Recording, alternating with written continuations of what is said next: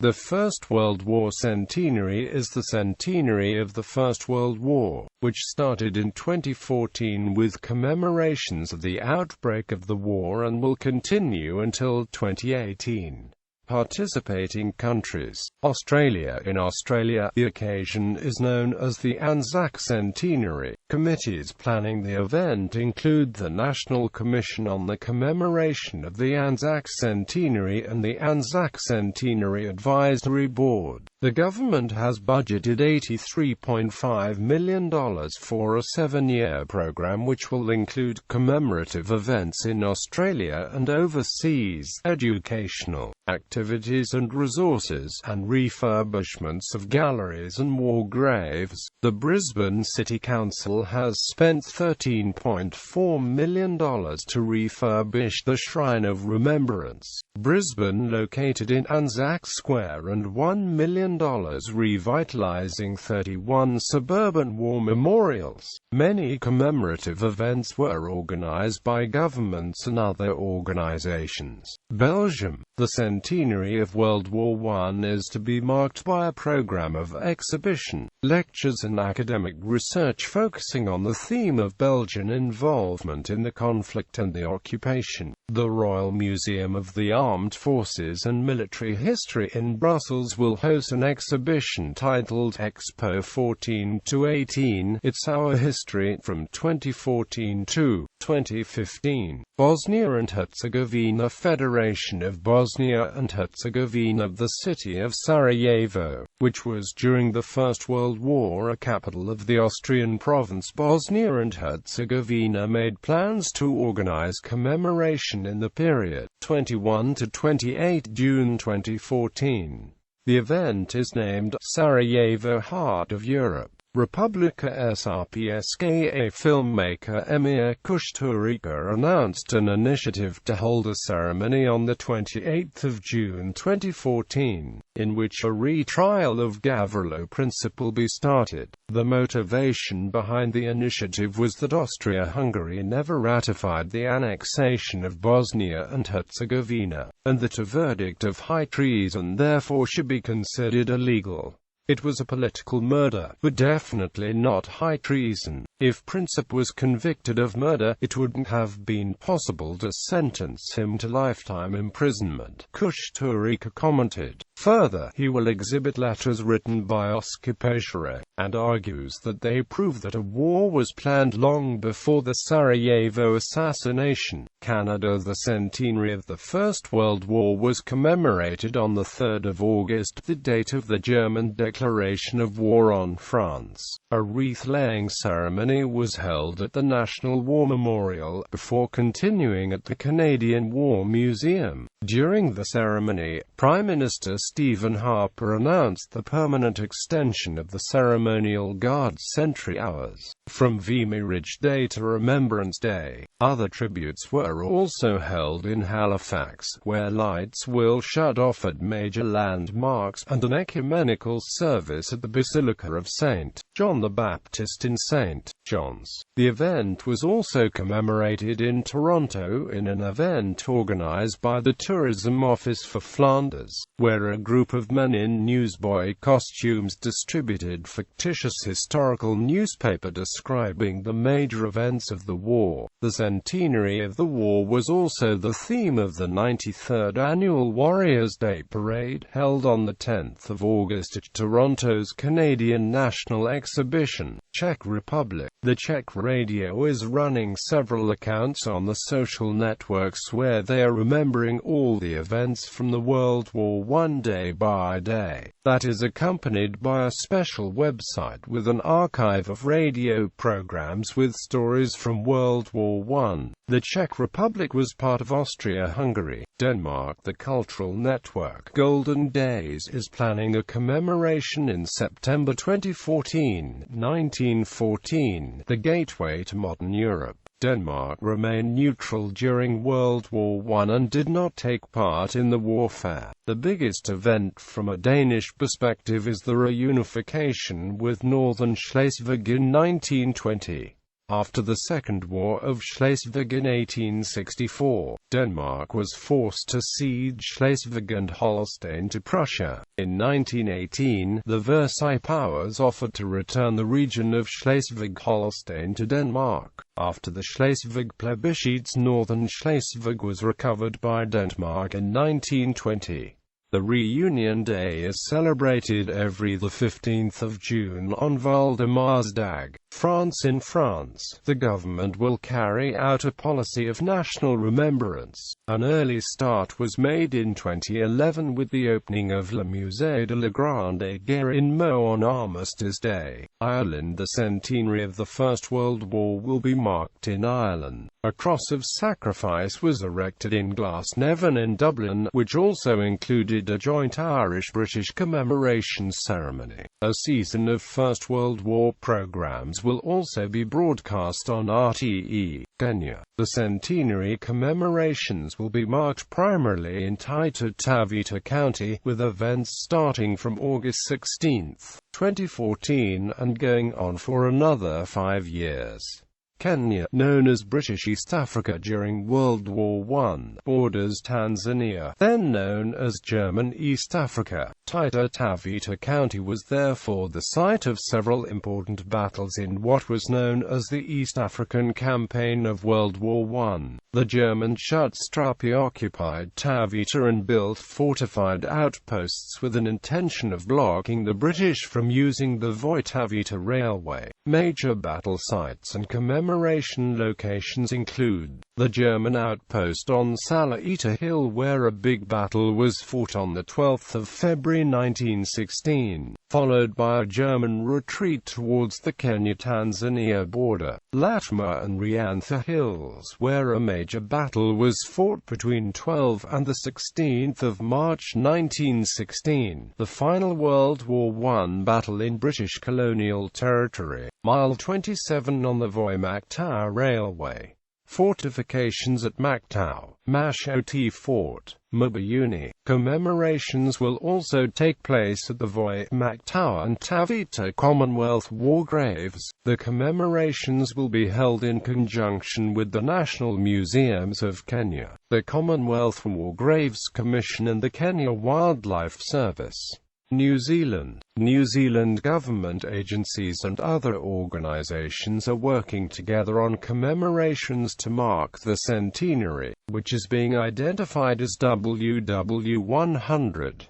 The commemorations are being led by the Minister for Arts, Culture and Heritage, Maggie Barry. A WW100 program office has been established by the Ministry for Culture and Heritage along with the Ministry of Foreign Affairs and Trade, the New Zealand Defence Force and the Department of Internal Affairs. New Zealand's centenary commemorations will honour those who fought, but will also tell the stories of the people who remained at home.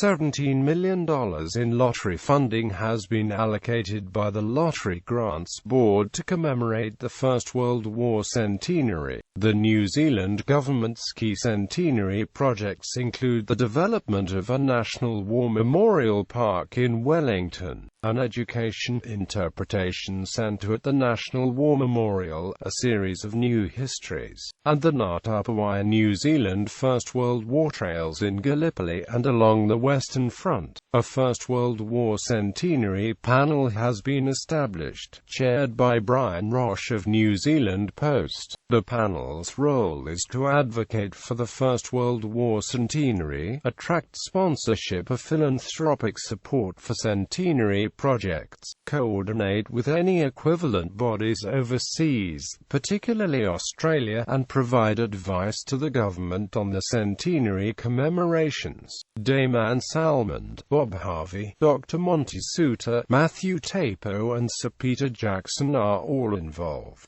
Turkey. Official Anzac Day commemorations were held at Gallipoli, Turkey over 2 days beginning on the 25th of April April 2015 to mark the 100th anniversary of the Gallipoli landing. The commemoration was attended by Australian, British, New Zealand and Turkish leaders. A service was held during the dawn of the 25th of April to remember fallen soldiers. United Kingdom. In the United Kingdom, the Imperial War Museum is leading a national program of commemorative events and is planning new galleries for the occasion. In May 2010, the museum launched its First World War Centenary Partnership Program. Partner organizations receive access to IWM collections, objects and expertise, and to digital resources, branding and a collaborative extranet. By November 2011, 330 national and international organizations had become partners. The museum also opened a new permanent First World War gallery at its London branch on the 19th of July 2014, as part of a £35 million redevelopment of the building. In November 2011, it was announced that Prime Minister David Cameron had appointed Andrew Morrison MP as his special representative for First World War Centenary commemorations. On the 11th of October 2012, Cameron announced £50 million to fund national centenary commemorations, the anniversaries of Britain's declaration of war on Germany, the opening of the Battle of the Somme, the Battle of Jutland, and the November 1918 armistice will be marked by national commemorations. The redevelopment of the Imperial War Museum, where Cameron delivered his speech, will be supported by an additional £5 million. A further £5.3 million will fund visits to Western Front battlefields by pupils from English schools. The Heritage Lottery Fund will provide £15 million to community projects led by young people to conserve local heritage associated with the war. In addition, the preservation of the former Royal Navy light cruiser HMS Caroline, which served at the Battle of Jutland, will be supported by a grant of up to £1 million.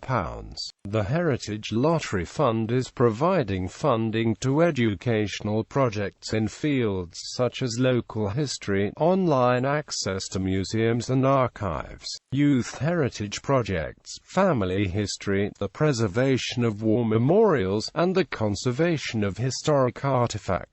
The BBC is planning a First World War centenary season of around 2,500 hours of television, radio and online programming over 4 years. The programming will include documentaries, drama, arts and music, commemorative programs and programs for children and schools. On the 14th of January 2014, the National Archives released a first batch of digitized British Army war diaries. The same day, the National Archives, together with Imperial War Museums and Zooniverse, launched Operation War Diary, a crowdsourcing project to tag data on each diary page. United States. The United States World War I Centennial Commission was established in 2013. The Commission will plan, develop, and execute programs, projects, and activities to commemorate the centennial of World War I. A large part of its mandate is to encourage private organizations and state and local governments to organize and participate in activities that commemorate the centennial of World War I and to facilitate and coordinate activities throughout the U.S. The Commission will also serve as a clearinghouse for information about events and plans for commemoration. International organizations. The European Union. The European Union will mark the occasion with a special meeting of Prime Ministers or Presidents of the 28 EU members in IEPER, which will include the national leaders standing together at the Menin Gate while the last post is being played. The European Broadcasting Union. The European Broadcasting Union is organizing a concert in Sarajevo with the Vienna Philharmonic Orchestra. It will take place in the library that has recently been renovated from the devastation of the 1990s wars of disintegration of Yugoslavia, and which is adjacent to the site of the assassination of Archduke Franz Ferdinand, which triggered the war. Europeana has 3 digital projects to commemorate the First World War across Europe. These will make a range of materials freely available on the web. Europeana Collections 1914 to 1918, which will make available 425,000 items from European libraries. Europeana 1914 to 1918, which digitizes and makes available stories and objects brought to collection days across Europe. EFG 1418, the European Film Gateway collection of films and related documents from the war. Red Cross. The Red Cross has an archive of records about the 20 million soldiers that were captured or buried by other countries. It plans to put all these paper records online for the centenary reception. The installation Blood-Swept Lands and Seas of Red at the Tower of London was especially popular. Over 5 million people came to see the exhibition before it closed in November 2014, and the crowds were so great that there were calls for it to be extended. Most of the ceramic copies were sold to the public, and special features from it have been preserved to go on tour and then be displayed in the Imperial War Museum. Artistic reception was mixed, but the Queen praised the exhibit in her Christmas message, and the artists were honored in the new year.